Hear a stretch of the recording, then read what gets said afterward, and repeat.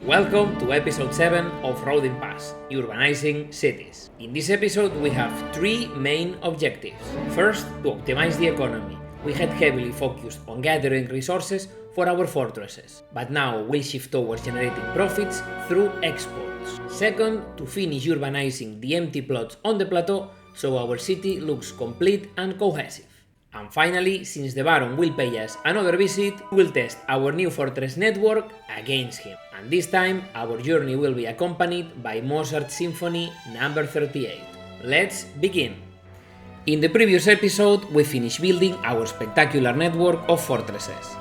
And to get the 300 logs needed, we had to overdevelop the lumber industry. Now that the fortress is complete, we will start dismantling some of the logging camps and instead reinforce other sectors like mining, which we have been neglecting a bit. Our mines are nearly depleted, and to keep benefiting from them, we will need the deep mining technology. To unlock it, we will have to level up the city, which requires upgrading some houses to level 3. Let's get to it. But first, I'm reviewing the exports. Since we have now over 300 crossbows, we will stop producing them and switch back to bows, which we will export.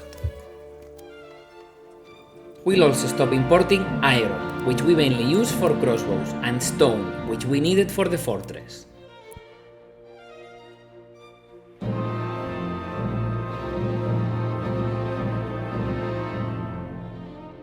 To upgrade houses to level 3, we'll need to supply beer, at least temporarily. So, we'll start importing barley, which we will turn into malt to brew beer.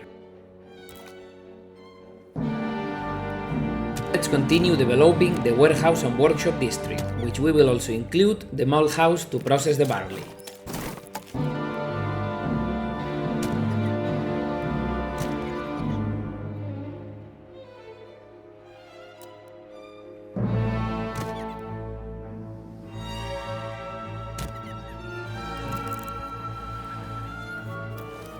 We're upgrading a few more houses to level 2.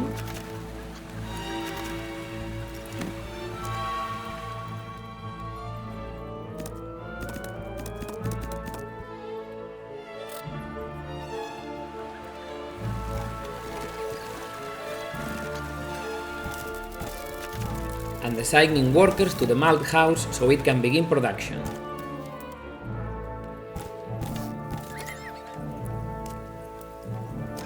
This level 2 house will be home to our first brewery.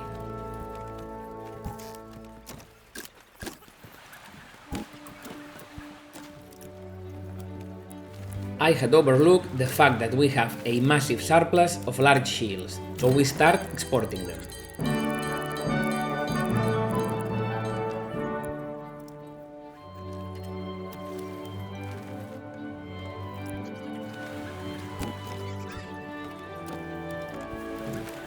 Now that the first beers are ready, we assign workers to the tavern so the people can enjoy them. A nice unfiltered craft beer.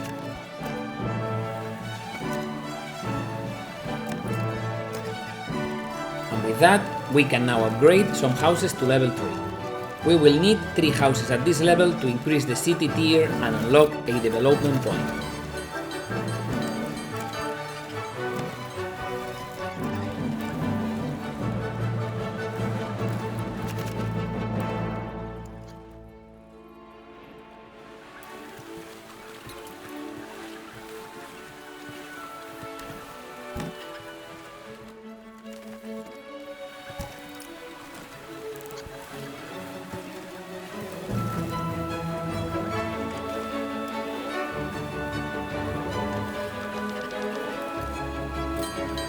City tier increased. Now we can spend that point on deep mining, allowing us to extract salt and clay infinitely.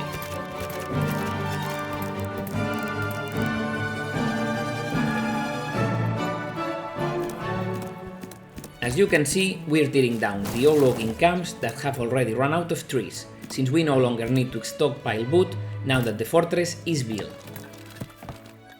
Here's our first deep mine, which lets us restart clay production.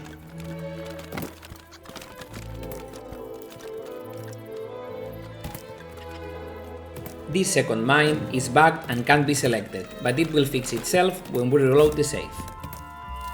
There are a few occasional bugs like this that get resolved by saving and reloading the game.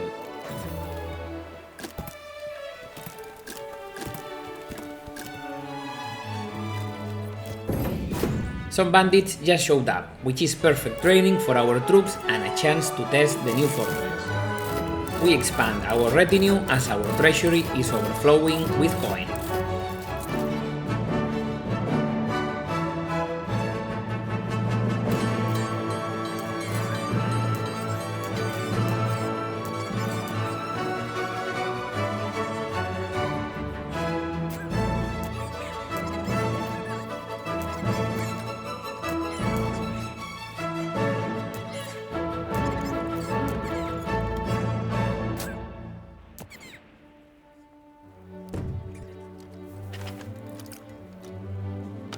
Our crossbowmen begin their shooting practice.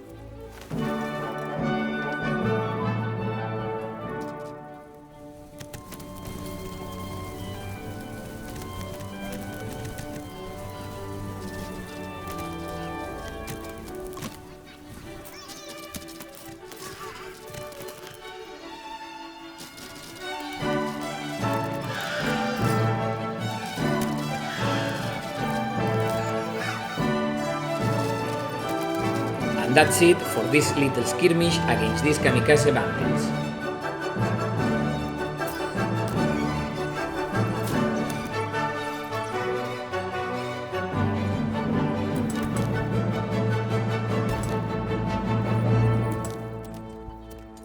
I reload the game to fix the mine bug, and yes, we can now use it.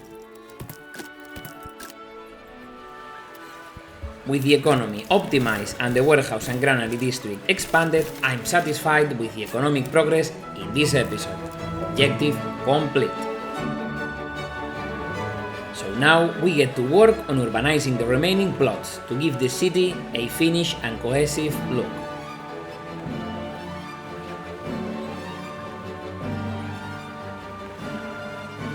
I play around with the layout until I find one that feels right, especially for these corners that form the city's epicenter.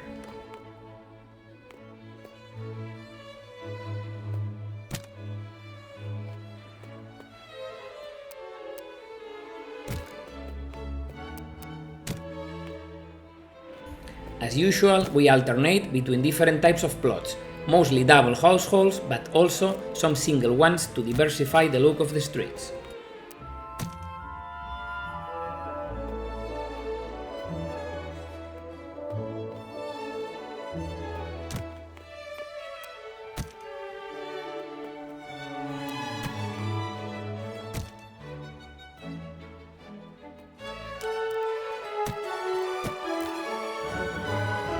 If you pay attention, I sometimes build a small road segments to force the game to detect certain corners when placing plots.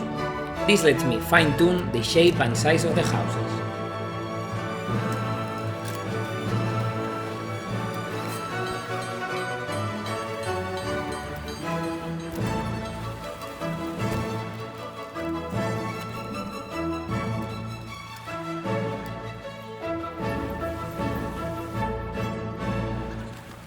Gradually, the new houses start rising, providing space for a population that's already nearing 400 inhabitants.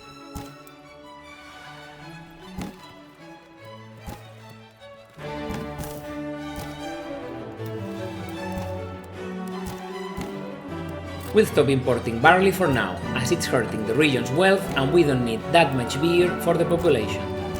Later, we'll be able to produce our own barley in large quantities, but to do that we will need to claim one of the outer regions, the only ones with good fertility. We'll see that later.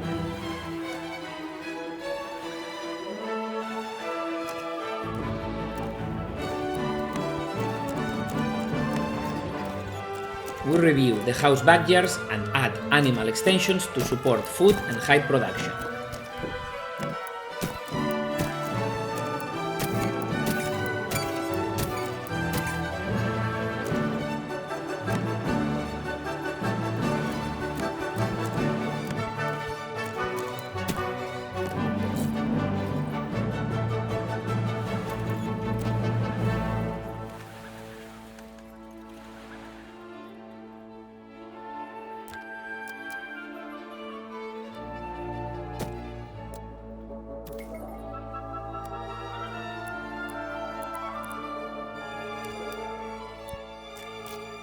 We finished developing the commercial area with another trading post and several pack stations that will serve future trade between these and other settlements.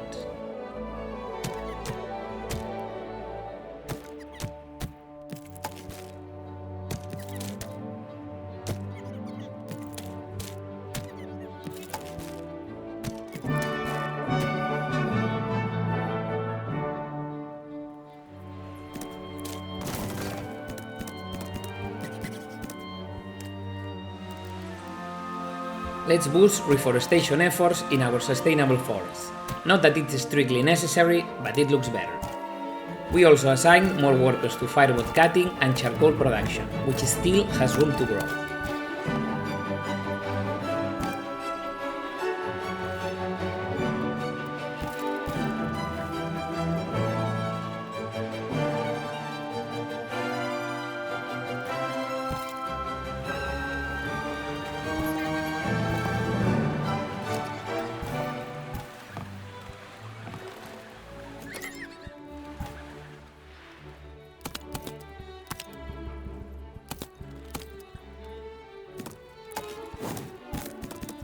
Another forester hut to speed up woodland regeneration.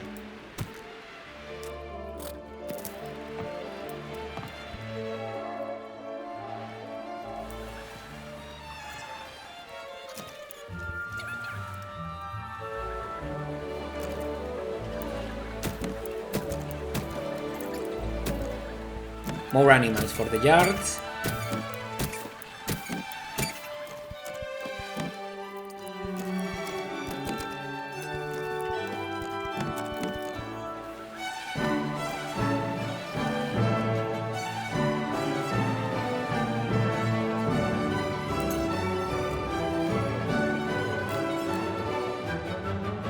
And we wrap up the urbanization with these farmhouses where we will plant vegetable gardens. The city will keep growing, and having another productive area for veggies is always a plus. If there's a surplus, we can always export it.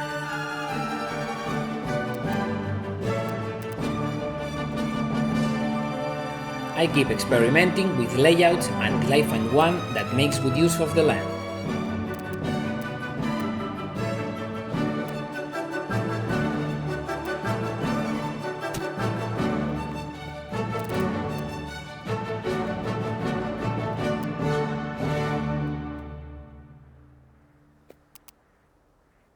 We could optimize a bit more to get a higher garden to house ratio, but that's not the point. At this stage, aesthetics are just as important, if not more, than productivity.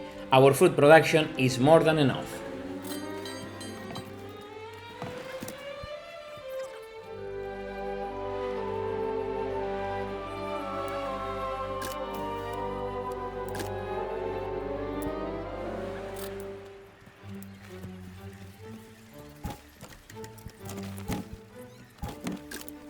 We go for double houses on the outer plots, so they don't look too empty.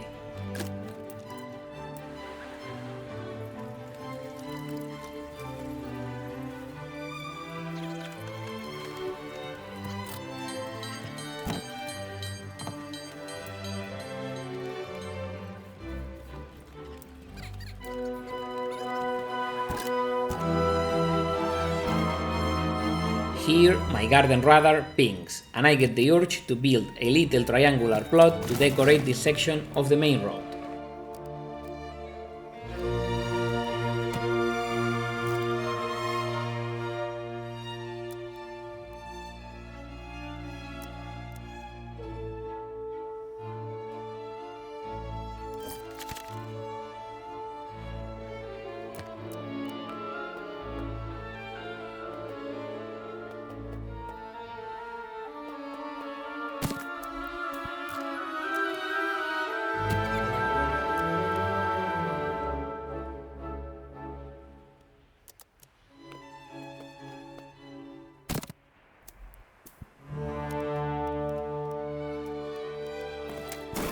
And here I fiddle with the layout a bit to give this commercial plot a more organic look.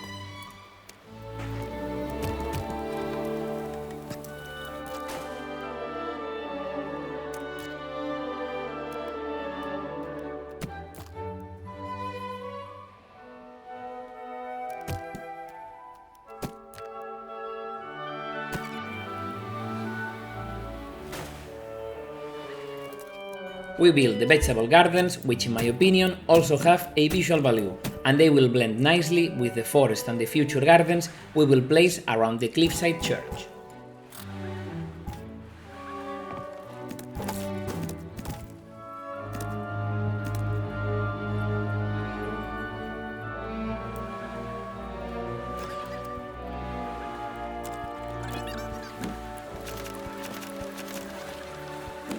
Finally, we upgrade some homes in the city center to give the core a more developed appearance.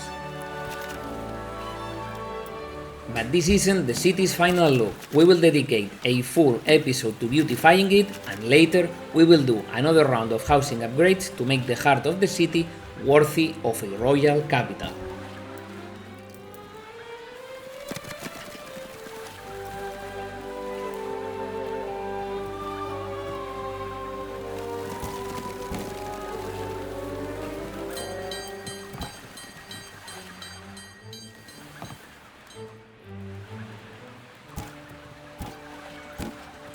With these upgraded homes and all plots now urbanized, I'm satisfied with the level of development and cohesion in this episode.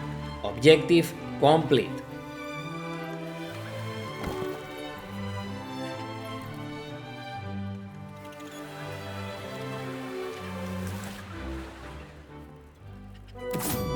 After enjoying the views, we accept the Baron's challenge, a great chance to test our defenses against a worthy foe.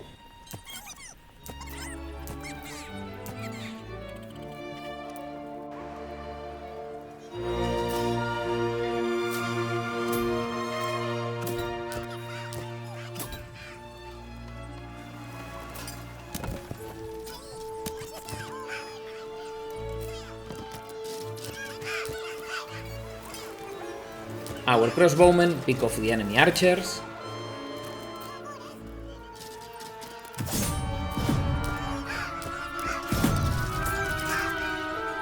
while our melee troops bait them in and hit them from both flanks.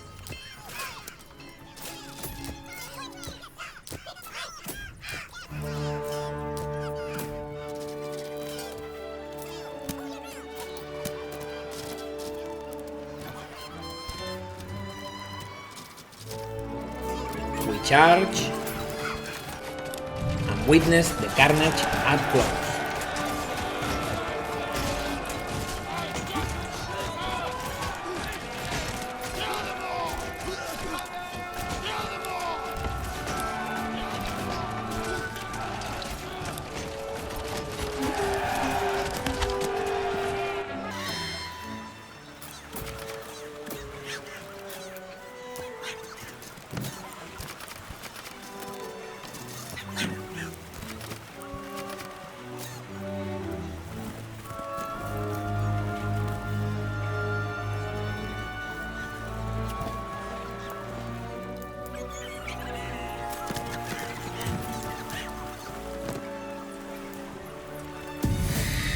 Another crushing victory and proof that with these defenses, this side of the valley will never be threatened by the Baron again.